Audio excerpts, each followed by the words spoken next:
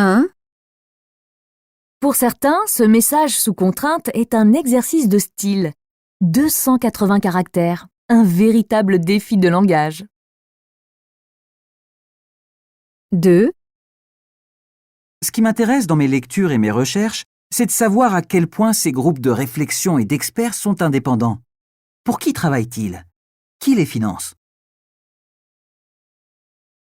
3.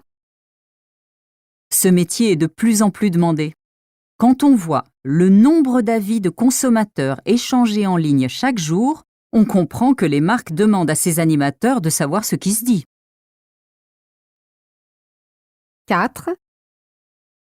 D'une certaine manière, quand on voit combien un personnage public en a sur les réseaux sociaux, on peut avoir une idée de sa popularité. 5. Le plus important, c'est de savoir à quoi sert ce petit fichier. À mémoriser votre identifiant client, votre panier en cours d'achat, mais aussi à tracer votre navigation pour des finalités statistiques ou publicitaires. 6. Le problème avec cette technique de communication, c'est que trop de commerciaux pensent que raconter l'histoire de leur marque, de leurs produits ou de leurs dirigeants intéresse tout le monde. 7.